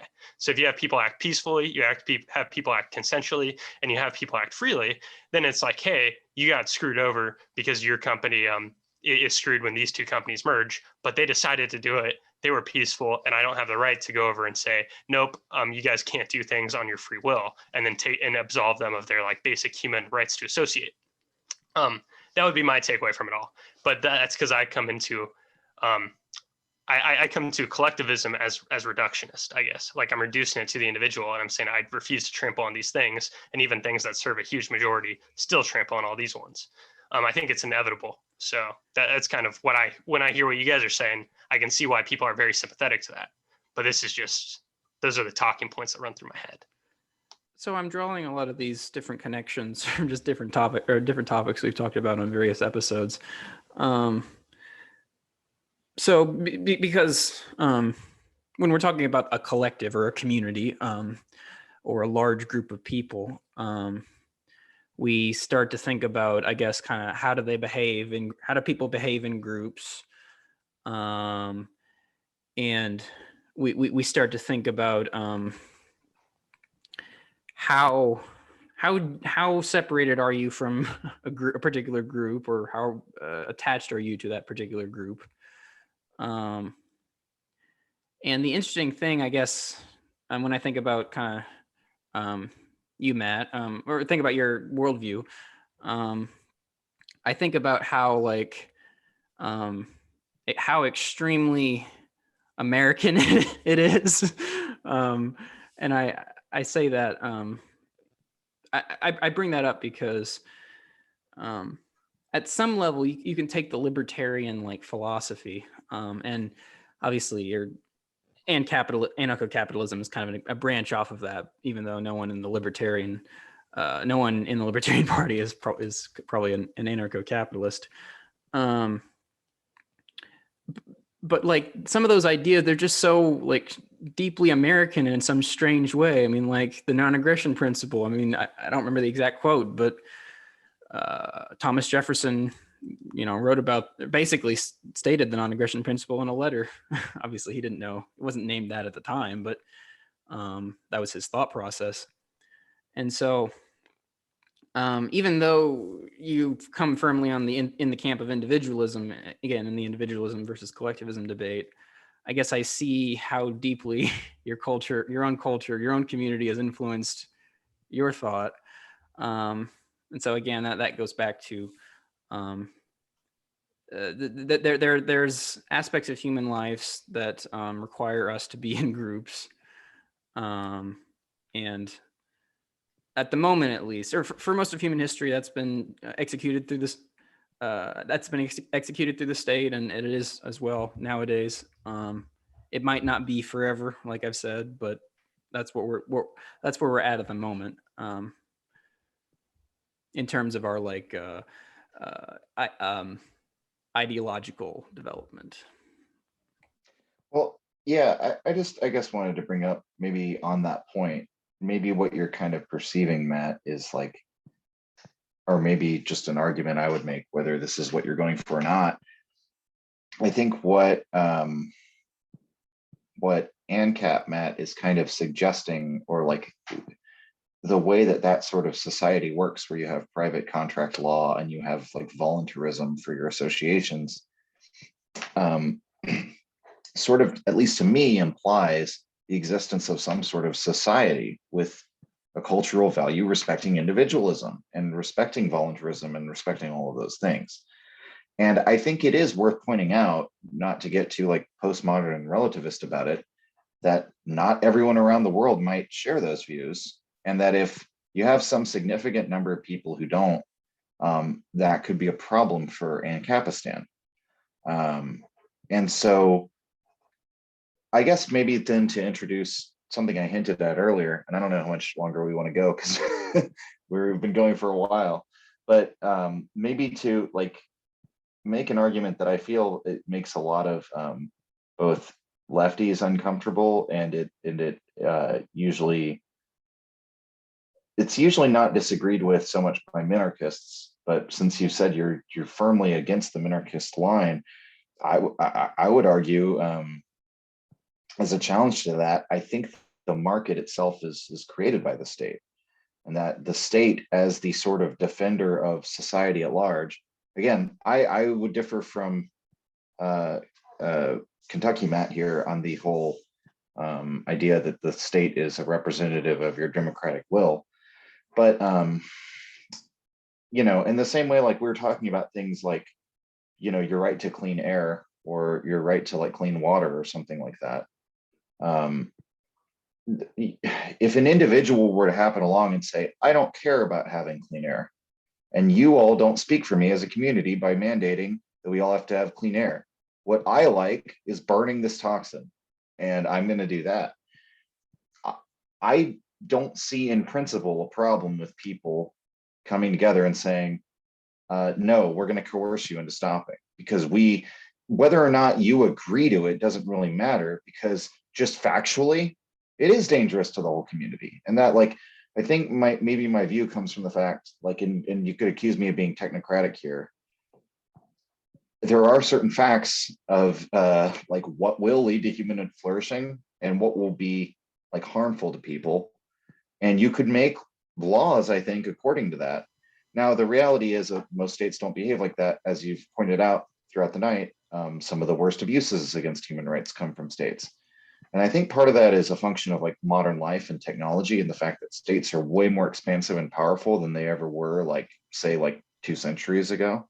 That even, I guess, and that was part of what I was trying to hint at with the monarchy thing, of just sort of like, even though those governments were in theory more repressive and you had less rights, like no government on earth, you know, ever had, or no monarchist government on earth ever had the power that our NSA has.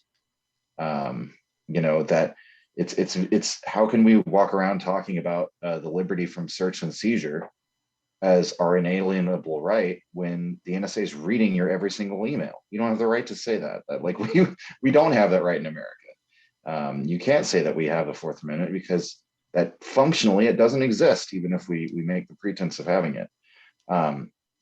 And so I think that's kind of the issue, is like, I would mostly agree that, like, yeah, all of the areas, like many of the areas, like if we went down just policy for policy, I would probably agree. Like, yeah, you should be able to own pretty much any kind of firearm you want. You should be able to do any kind of drugs you want. You should be able to go into business and sell whatever the hell you want. I just sort of see that, though, as like, I think it's actually, I feel that it's actually more, you're actually in a better position, though, to go out and go into business for yourself when you know that you have a state there to do things like enforce contracts. And I can't to just go back to the argument, I guess, is that how the free market is created by the state. I think the very idea of it being quote unquote free is based on the idea that you're not going to be, that you're going to not be subject to might makes right, like the tyranny of somebody who simply has more physical might than you or a bigger armory than you coming in and just saying, all of your product belongs to us now. Like, I would argue the state is the thing saying that can't happen. And even though we could conceive of all sorts of like private associations that could stop that, I think that's, I don't know. I guess what I'm saying is I just to try and frame it persuasively, I don't see the state as necessarily in competition with the free market, or I don't see it as like the more state you have and the more regulation you have, the less free your market is. I think it can actually be quite the opposite, as the state comes in to do all those things that in principle we would all agree are like essential for a functioning society. Whether or not some individual would disagree, just factually, I think any learned person would. And the problem is we can't all agree with that, and it has to be sorted out in the courts or by voting. The problem is I don't know if you could have in a private contract disputes, if they're mitigating all these gray area issues, are they more qualified to do so than a democratic vote? That's where it's like kind of, it gets iffy for me, that there's always going to be some level that whoever's arbitrating a dispute is removed from like popular will or opinion or whatever, and you're just sort of relying on an expert. And I guess what I'm saying is I realize that the state right now in modern American life doesn't function like that, but there's no reason why in principle it can't function like that. And I don't think it's much more absurd for us to get to an area or get to a place where the state is there to defend all of those things and create a healthy society. Just because in the current form that it is, it's perverse and corrupted. I guess that's where I would leave it. So I think what I would say is people want something, especially people that have money want something, they generally find a way to get it.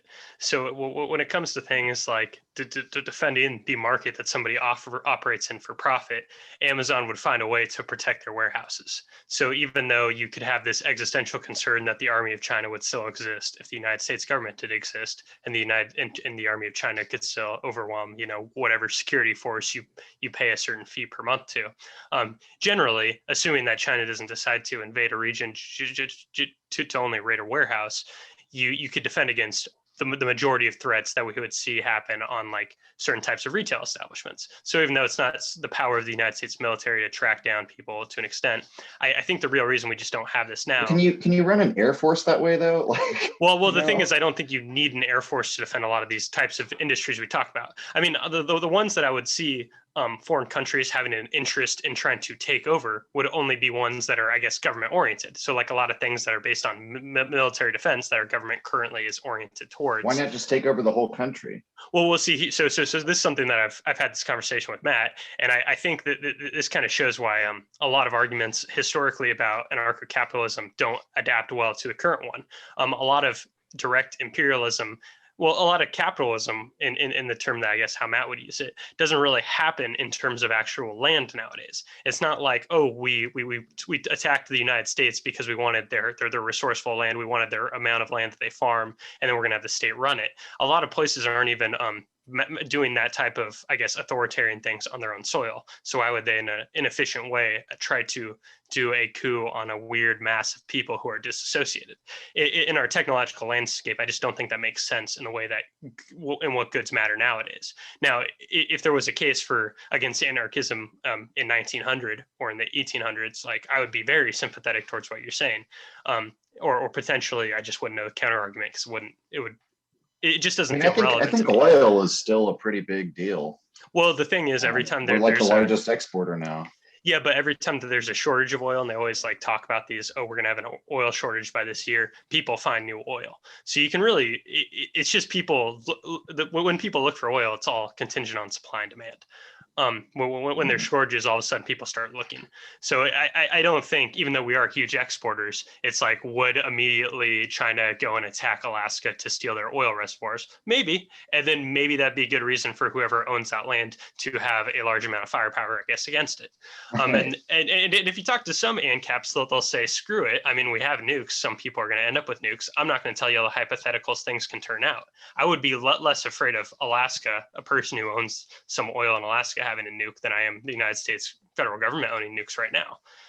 So I guess I'm less scared of those hypotheticals than probably a lot of people are, but that just goes to my disfavor of the government.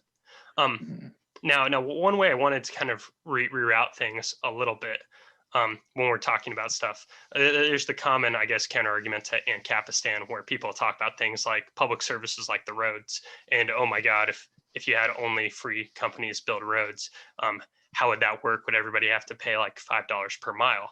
And I just think it's a lack of imagination on certain people who don't understand how much the government has crowded out private industry. If a company wants people to show up, right? Disneyland wants people to drive up to Disneyland and go to it. That there are all kinds of places that have a vested interest in maintaining certain kinds of infrastructure. And right now, you guys should be thinking of it as you guys are unfairly subsidizing all these places that want to maintain roads. You guys are paying for that in gas taxes when all these businesses that are that don't have to pay certain taxes that go to roads, they're the ones who benefit from them the most because that's their whole engine of profit.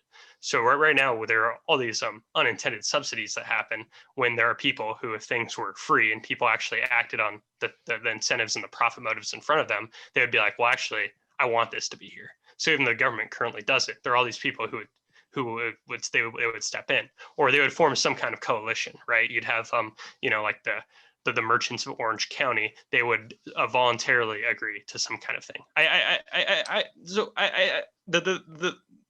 The way I want to think about it kind of is, and this is something Matt usually says when I argue with him about like Marxism. He says when he talks about Marxism, he doesn't have to tell me the utopia Marxism could lead to. Well, what I'm saying is, I think statism has failed, and I think it is based on immoral principles. And I think there is tons of reasons to think that if people have a will to do something, there are ways to do it in voluntary ways. And I don't think that Hobbesian urge would end up overtaking people. And I don't think that there's any reason to think all these things the government currently does are exclusive to governments. If you want to call government the monopoly on violence, I'm okay with them if they're voluntary. And I think voluntary governments to some extent would be something of value that could exist. The real issue is, at least historically, there have been very good reasons economically or in the state capitalist way to invade places. So if you're in like the 1400s and you're in an area and you aren't protected by a state, you're in the middle of nowhere. If a state rolls up and they say, oh, we could actually use all this farmland, they're going to kill your family and take all the farmland, or at least start stealing 30% of what you're making so they can have it, right? So it's like, and Capistan principles don't protect you from that. And that was kind of the big shortcoming. And I'm willing to accept that shortcoming. If I'm going to summarize everything we've covered today, I think that was kind of it. Yeah, go for it. I think I'm good, and I think we're definitely pushing up on time. And I don't want to be the one who gets the last word because that's always bad because I always want it, and that's unfair of me. So feel free to jump in, and Keegan as our guest should totally get the, I guess, last slew of counter arguments to all that ANCAP talking points propaganda I'm spewing. Yeah, I just wanted to touch quickly on people's economic life and how the government mediates people's economic life to one degree or another, and how good or bad that is. I don't know. So Matt, ANCAP Matt and I have talked before about like Franklin Delano Roosevelt, and whether and our opinions on both his foreign policy and his economic and social policies. But from what I understand, greatest president of all time. Well, that's greatest my argument. President ever. That's my argument. But and from what I've read about it, I mean, it does seem to me that the U.S. government under FDR, for all their flaws, they were trying to make sure that people didn't go hungry, to make sure that people got jobs, that more people got jobs. that more people got opportunities. It was Roosevelt really was trying to. Okay, so I guess the best way to think about it would be Roosevelt at one point proposed an economic Bill of Rights. Now, nothing came of that, of course, but that's the way I sort of think about economic policy to some degree. Obviously, you have to think about whether things are actually effective, but I don't think we can necessarily just leave the market to sort resources out in a way that is fair or effective, or gives the most people the greatest amount of happiness or just pleasant lives. Because of that's why I'm a Bernie Sanders supporter. That's why I'm for redistribution and getting certain things passed, like universal health care. Because I see a role where a government or the state can improve people's lives, and that should, in my opinion, also apply to economic issues.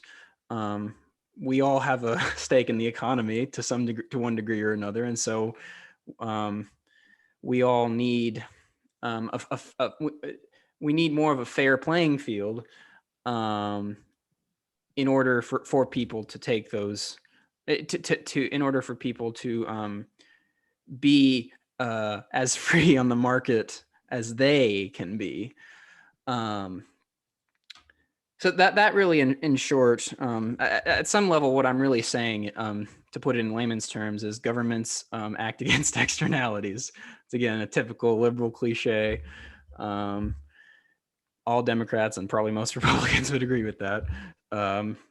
But I really can't think of a better relationship with the state under current material circumstances, under current ideological circumstances, under the current socio-political circumstances. I think again. Sorry, I'm almost done. I think that we could. So I think free association, there's something to that idea. I think we probably could at some point reach a time when there is less oversight from above and there's more just people kind of doing their own thing.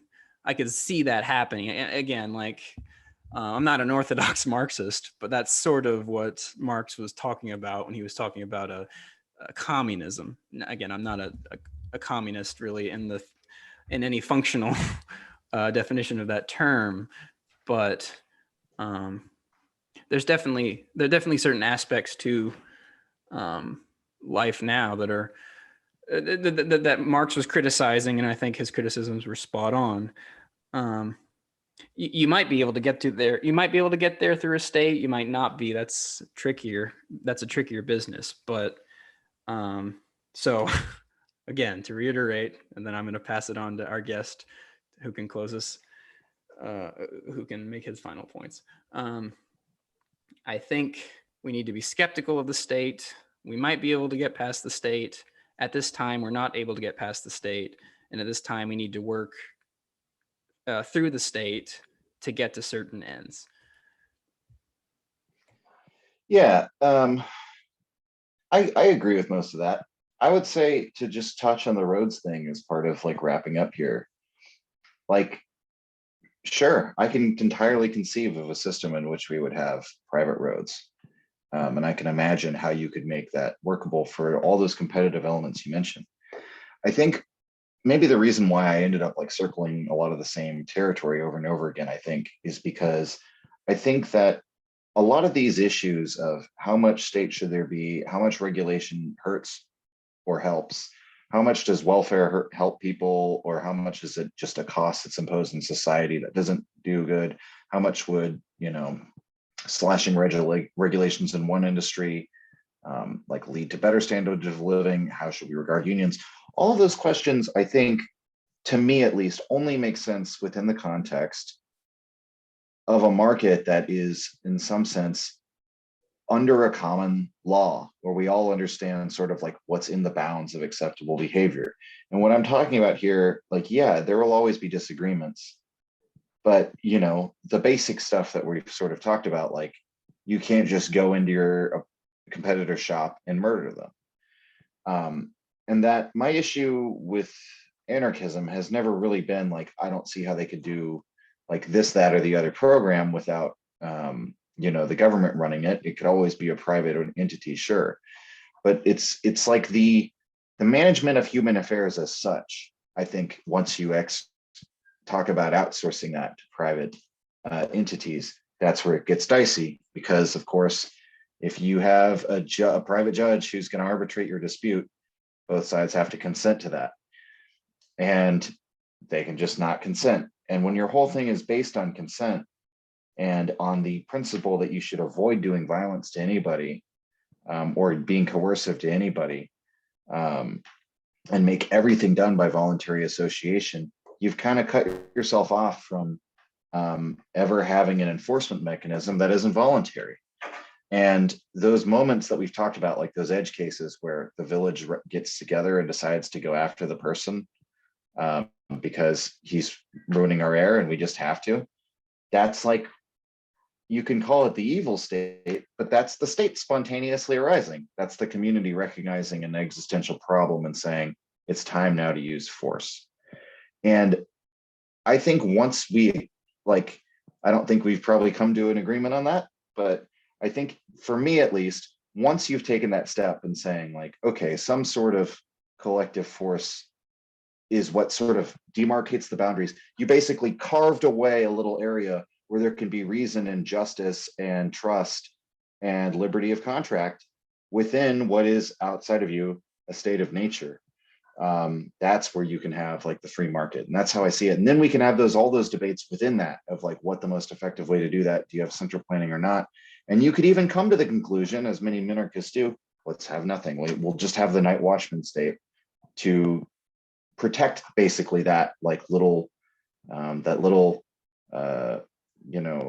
of freedom in this jungle, this geopolitical jungle that we all live in.